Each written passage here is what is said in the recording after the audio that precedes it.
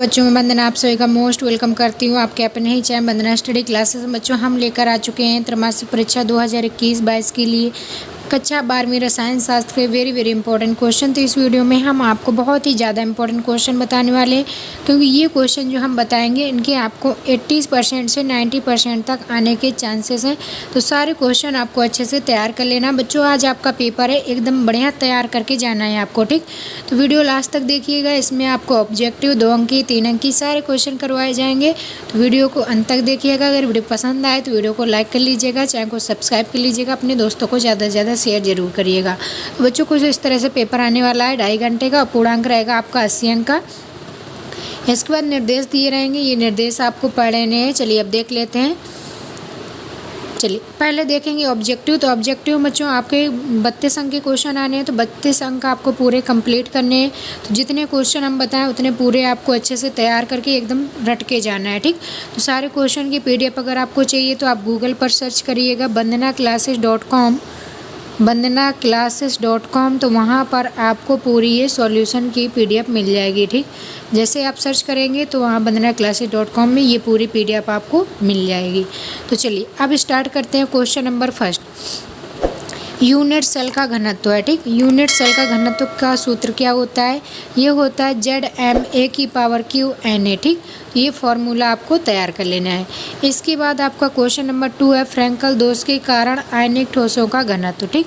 Frankel दोष के कारण 8, 400, 400, 400। जी हाँ, क्योंकि अब आपका सवाल मैथ, फिजिक्स, केमिस्ट्री, बायोलॉजी का सवाल हो, तुरंत वीडियो सॉल्यूशन पाएँ सीधे व्हाट्सएप पर। फ़ोन पर डाउट नट का 8, 400, 400 नंबर सेव कर लीजिए, उसमें चैट ओपन कर लीजिए, फिर जो भी आपके डाउट हो उसकी फ़ोटो खींचें, क्रॉप करें, 5 सेकेंड में उसका सॉल्यूशन मिल जाएगा। फॉर क्लास 6 से 12 IIT JEE mains and advance NEET सभी स्टेट बोर्ड के बच्चों के लिए अभी जाइए अपने व्हाट्सएप पर 8, 400, 400 व्हाट्सएप कीजिए और उन्हें आउट कीजिए।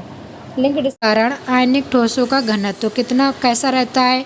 तो इसमें 4 ऑप्शन मिलेंगे आपको। तो इसमें आंसर हो जाएगा आपका परिवर्तित नहीं होता, ठीक। फ्रैंकल दोष के कारण आपका क्या होता है? आयनिक ठोसों में आपका घनत्व में कोई परिवर्तन नहीं होता, ठीक।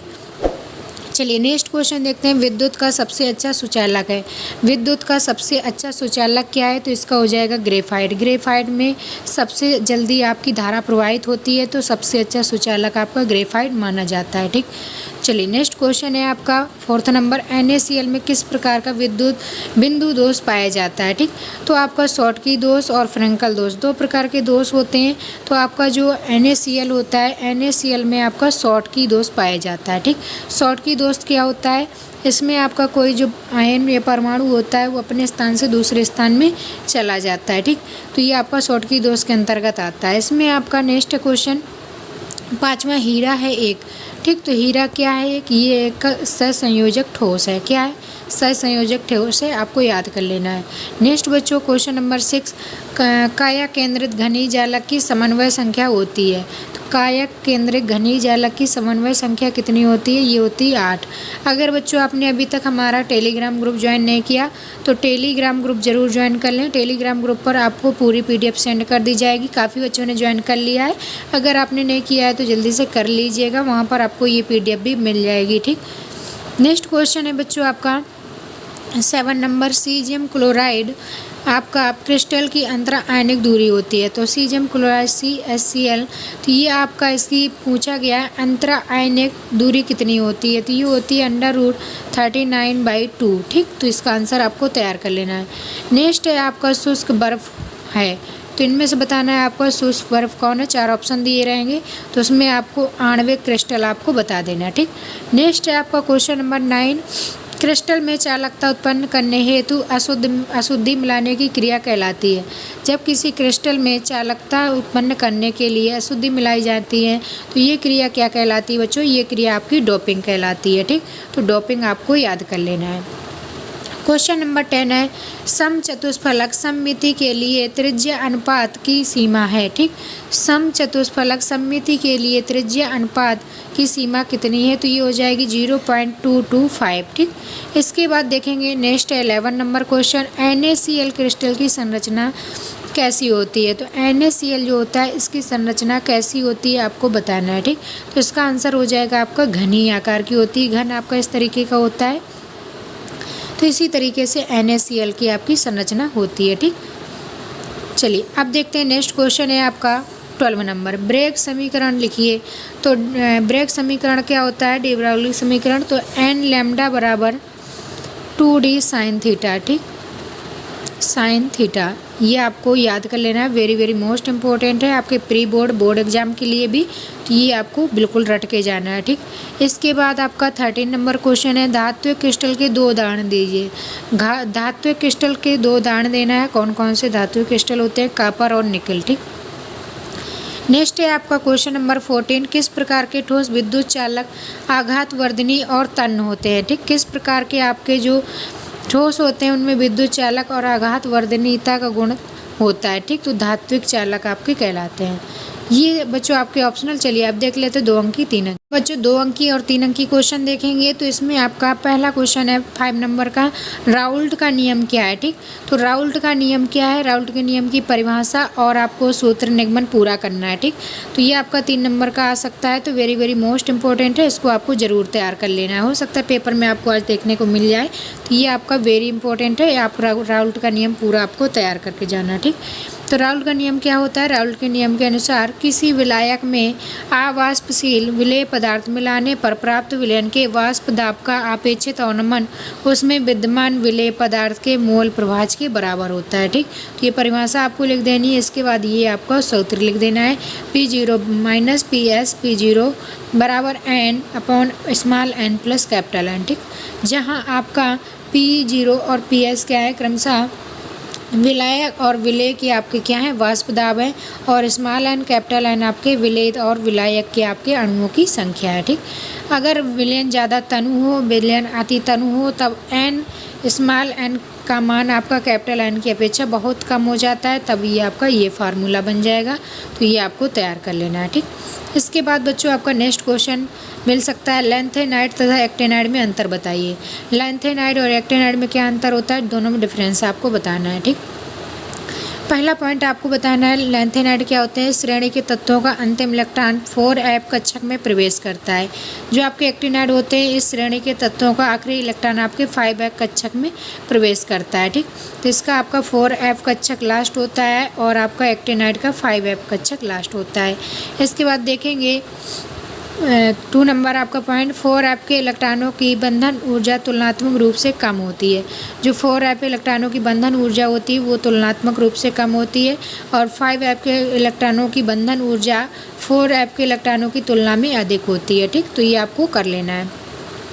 इसके बाद देखेंगे आपका क्वेश्चन पॉइंट नंबर 3, 4f इलेक्ट्रॉनों के लिए परीक्षण प्रभाव अधिक प्रभावी होता है, ठीक। तो 4f इलेक्ट्रॉनों के लिए परीक्षण प्रभाव आपका अधिक प्रभावी होता है। इसके बाद थर्ड पॉइंट लिखेंगे 5f इलेक्ट्रॉनों के लिए परीक्षण प्रभाव 4f से कम होता है, ठीक।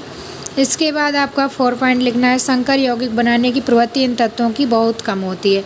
जो लैंथेनाइड होते हैं इनमें आपका संक्रमण तत्व बनाने की, संकर तत्व बनाने की आपकी प्रवृत्ति कम होती है, लेकिन जो आपके 5f वाले होते हैं आपके एक्टिनाइड तत्व, इनकी आपके संकर तत्व बनाने की प्रवृत्ति कुछ ज़्यादा होती है, ठीक। Next question very very most important, freon 12 और DDT और कार्बन टेट्राक्लोराइड के उपयोग बताना है, ठीक। तो DDT का उपयोग कहाँ करते हैं, तो बच्चों DDT का उपयोग आपका कीटनाशक के रूप में किया जाता है, लेकिन अब इसका प्रयोग जो है वो वर्जित हो गया है, यानी कि इसका प्रभाव आपका दुष्प्रभाव जीवों पर देखने को मिल रहा था, इसलिए इसको वर्जित कर दिया गया है। लेकिन आपसे क्वेश्चन पूछा जाएगा DDT के उपयोग बताइए, तो कीटनाशक के रूप में इसका उपयोग किया जाता है, ठीक। इसके बाद बच्चों कार्बन टेट्राक्लोराइड CCl4 का उपयोग कहाँ किया जाता है, तो CCl4 का उपयोग यह उसको धुलाई में प्रयोग होता है। जो आपकी सूखी धुलाई करवाई जाती है कपड़ों की, वहाँ आपका CCl4 का प्रयोग होता है।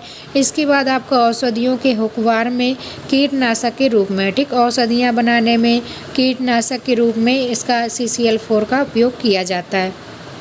वेरी वेरी मोस्ट इंपॉर्टेंट है ये क्वेश्चन, आपको बिल्कुल तैयार कर लेना है प्री बोर्ड के लिए, बोर्ड एग्जाम के लिए, और त्रैमासिक में आपको आज भी देखने को मिल सकता है। ठीक, तो ये क्वेश्चन आपके एग्जाम्स के लिए वेरी वेरी मोस्ट इंपॉर्टेंट है। अगर वीडियो अभी तक आपने लाइक नहीं किया तो बच्चों लाइक ज़रूर कर लें, अगर चैनल को सब्सक्राइब नहीं किया तो सब्सक्राइब कर लें, ज़्यादा से ज़्यादा अपने दोस्तों को फ्रेंड्स ग्रुप में ज़रूर शेयर करें। चलिए बच्चों नेक्स्ट देख लेते हैं आपका फ्रीऑन 12 का उपयोग। फ्रीऑन 12 क्या होता है, इसका उपयोग कहाँ करते हैं, ये एरोसॉल प्रणोदक शीतक तथा वायु शीतलन उपयोग में किया जाता है।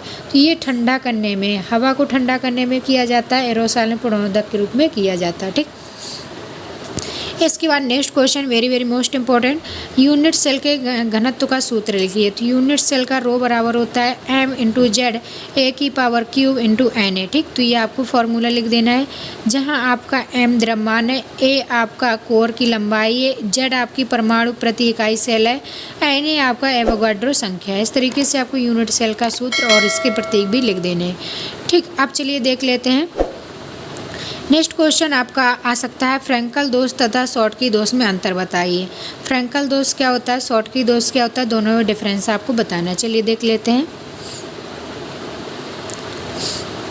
शॉर्टकी दोष और फ्रैंकल दोष में अंतर बच्चों देखेंगे तो दोनों में क्या डिफरेंस होता है।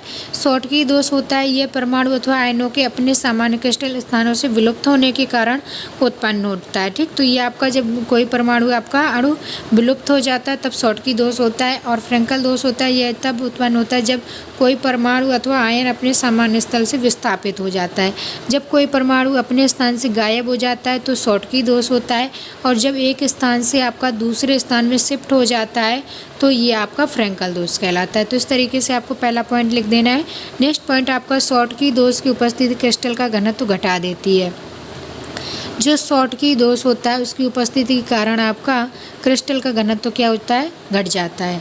लेकिन आपका अभी क्वेश्चन पूछा गया था कि क्रिस्टल का घनत्व मतलब बदलता नहीं है, कौन सा इफेक्ट होगा, तो ये आपका परिवर्तित नहीं होता घनत्व, तो आपका फ्रैंकल दोष होगा। ठीक, इसके बाद नेक्स्ट है आपका, यह सामान्यतः उच्च सहसंयोजक संख्या वाले आयनिक ठोसों द्वारा प्रदर्शित किया जाता है, जिसमें धनायन तथा ऋणायन लगभग समान आकार के होते हैं। NaCl और HCCl आपका इसका एग्जाम्पल हो जाएगा। इसके बाद आपको लिखना है फ्रैंकल दोष में, यह समानता न्यून सहसंयोजक संख्या वाले आयनिक ठोसों द्वारा प्रदर्शित किया जाता है, जिसमें ऋणायनों का आकार धनायनों से अधिक होता है। ठीक, तो इसमें आ जाता है AgCl ZnS। ठीक, तो इस तरीके से आपको ये तैयार कर लेना है।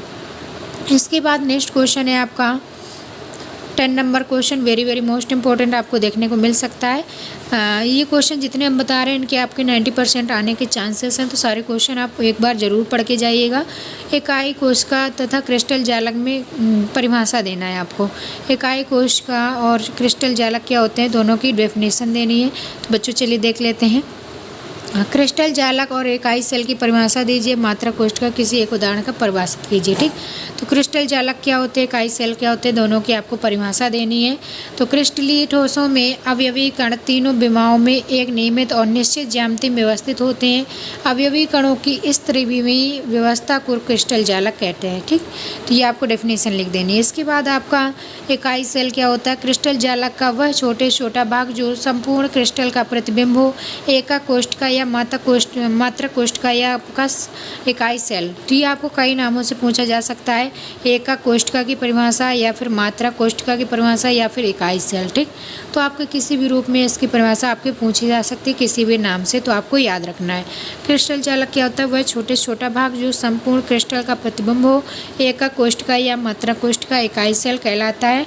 यह घनी इकाई सेल बार बार विभिन्न दिशाओं में पुनरावृत्ति द्वारा क्रिस्टल जालक का निर्माण करती है। ठीक, तो इस तरीके से इस क्वेश्चन का आंसर आपको याद कर लेना है। इसके बाद बच्चों नेक्स्ट क्वेश्चन है आपका 11 नंबर, मूल परिवार को परिभाषित कीजिए। मूल परिवार क्या होता है, इसकी परिभाषा आपको बताना है। मूल परिवार की परिभाषा आपको कई वैज्ञानिकों ने अलग अलग प्रकार से दी है। तो बच्चों मूल परिवार क्या होता है, जहाँ आपके दादी बाबा मम्मी पापा और उनके सारा परिवार होता है, वो आपका मूल परिवार कहलाता है। तो डेफिनेशन इसकी क्या लिखेंगे, ऐसे व्यक्तियों का समूह जो एक ही छत के नीचे रहते हैं, रक्त से संबंधित हैं और स्वार्थ और पारस्परिक आदान प्रदान के आधार पर एक किस्म चेतनता अनुभव करते हैं, ये आपका मूल परिवार कहलाता है DN मजूमदार के अनुसार। ठीक, तो ये था बच्चों आपका केमिस्ट्री का सॉल्यूशन। तो ये बहुत ही ज़्यादा इंपॉर्टेंट क्वेश्चन थे। अगर वीडियो पसंद आया हो तो वीडियो को लाइक कर लें, चैनल को सब्सक्राइब कर लें, ज़्यादा से ज़्यादा अपने दोस्तों को फ्रेंड्स ग्रुप में शेयर जरूर करें ताकि उनको भी सोल्यूशन मिल पाए। चलिए मिलेंगे नेक्स्ट वीडियो में, तब तक के लिए bye bye, thanks for watching. अगर आपने अभी तक हमारा टेलीग्राम ग्रुप नहीं ज्वाइन किया तो टेलीग्राम ग्रुप है हमारा वंदना स्टडी क्लासेस के नाम से, तो आप जल्दी से जाइए ज्वाइन कर लीजिए, वहाँ आपको ये पूरी PDF मिल जाएगी। ठीक, अगर बच्चों आपको पूरी PDF लिखित चाहिए तो आप गूगल पर सर्च करिए vandanaclasses.com, वहाँ पर भी आपको पूरी PDF मिल जाएगी। चलिए मिलेंगे नेक्स्ट वीडियो में, तब तक के लिए bye bye, thanks for watching.